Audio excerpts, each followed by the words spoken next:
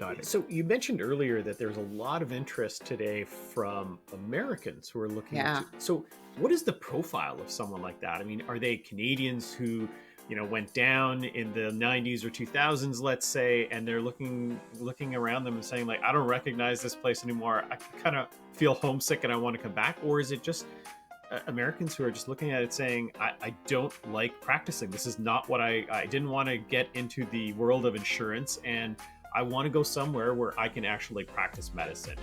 Yeah. What do these people look like? I don't know if we have the stats yet on exactly who it is, but what I'll say, I can definitely talk anecdotally because I've connected with some of these people on social media. We've seen news stories about some of them. And what you just described is what we're seeing. It's a Mm. lot of Canadians who chose to go down because you often can make more money working in the US, but you work in a system where the insurance companies get to decide how you practice medicine. Mhm. They do more paperwork. I said 10 to 19 hours a week for our docs, so they do more.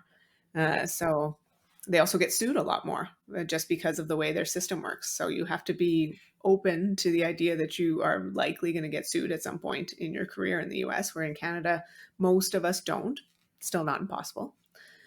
Um, and then political interference is a new big concern. And so I think we're seeing a Mm. new increase in interest, both from Canadians who are down there as well as Americans, saying, I don't want to be told by a politician what is or isn't medicine, what is or isn't the best decision for my patient. Like, it was bad enough when the insurance company was telling me what to do.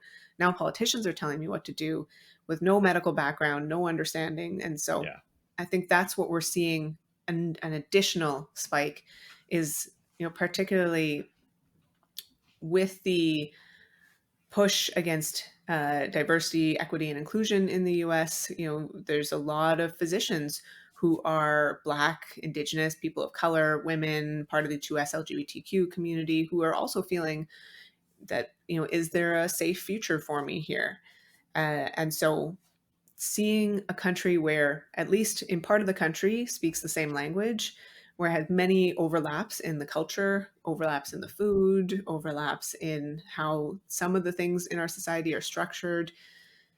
It's not physically very far away. I think there's a lot of attractive things about Canada, in addition to not having to deal with insurance companies, at least rarely having to deal with insurance companies, not having our politicians tell us what is or isn't medicine.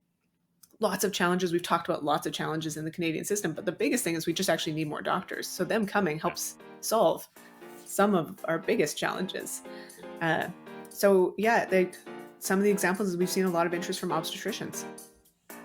They're particularly in the southern states. They're feeling like they can't practice the way they were trained, and are looking to be able to contribute to a community using the skills that they were trained to do. And so I think Canada makes a lot of sense for many of them.